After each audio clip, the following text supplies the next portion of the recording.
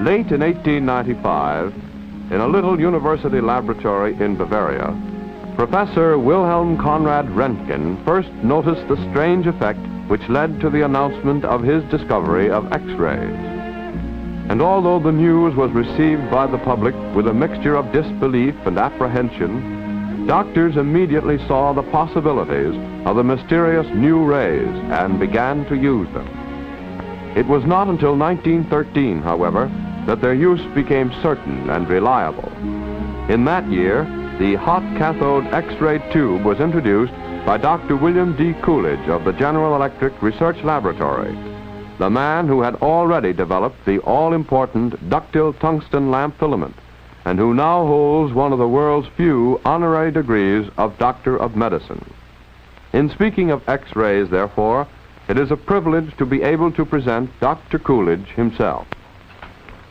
For a long time, after X-rays were discovered and used, they remained a mystery even to the scientist. That is how they got their name, X for the unknown.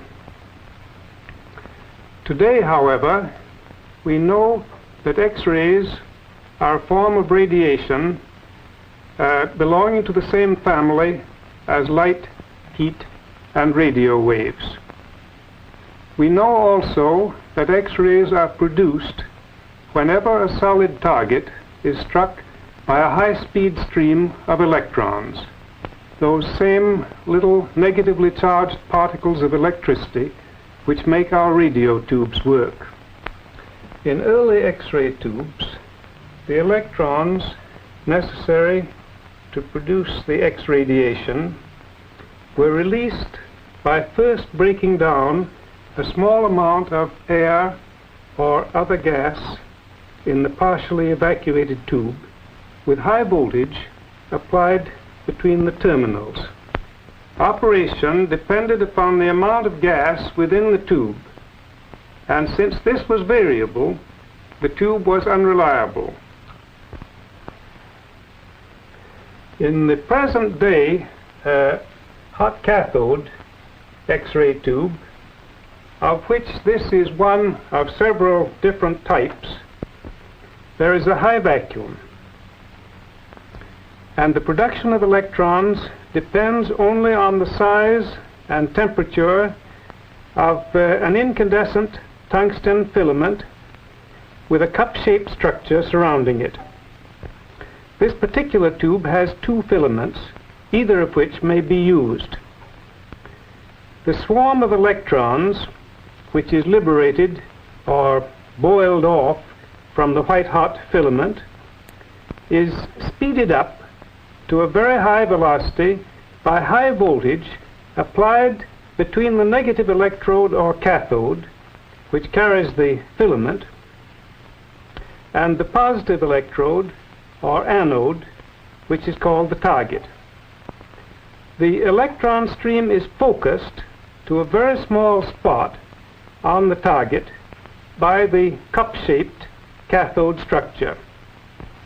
It seems that the electron stream striking the target at terrific velocity is stopped so violently that the electromagnetic radiation known as X-rays is produced. The efficiency of X-ray production is very low, and most of the energy of the electron stream goes to heat the target. This heating effect of the electrons may be likened to the flame of a blowtorch striking a metal plate, while the light coming from the heated spot on the metal plate target corresponds to X-rays coming from the focal spot on the target of the X-ray tube.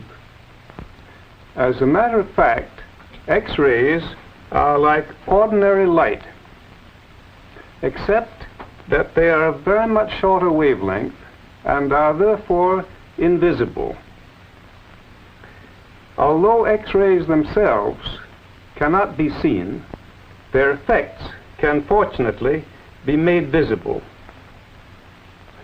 Photographic film in general is sensitive to X-rays, and a special type of it is used to record their presence. Recording of X-ray images on film is called radiography, and the finished films are known as radiographs. X-rays also have the power to make certain chemicals fluoresce, that is, give off visible light. A piece of special cardboard coated with one of these chemicals constitutes the so-called fluoroscopic screen. The use of such a screen to reveal an X-ray image is known as fluoroscopy. It has the advantage over radiography of enabling us to visualize internal structures in motion.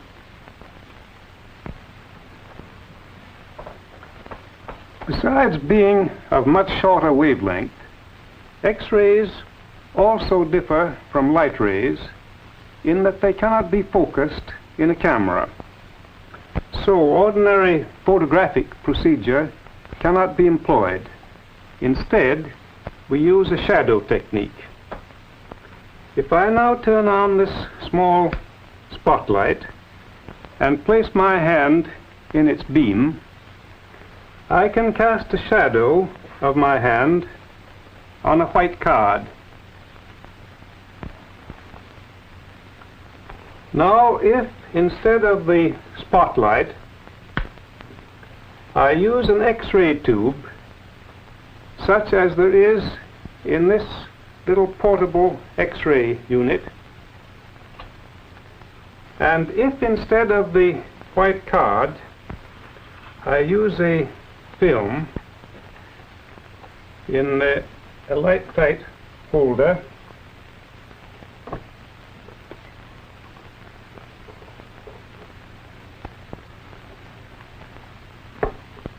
I can cast an X-ray shadow of my hand, which on the developed film looks like this. Note, however, that instead of a solid silhouette shadow, as with light, the X-rays produce a shadow which shows a distinction between the bones and the flesh.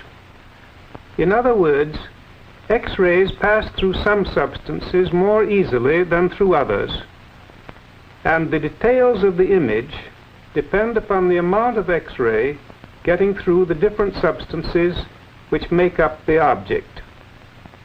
It is this ability of X-rays to differentiate between types of substances which gives the rays their great diagnostic value. It seems both incredible and paradoxical that rays which are themselves invisible can reveal objects which are otherwise also invisible. But that is exactly what X-rays can do. It is then no wonder that X-rays have, in less than half a century after their discovery, become so useful in medicine and industry.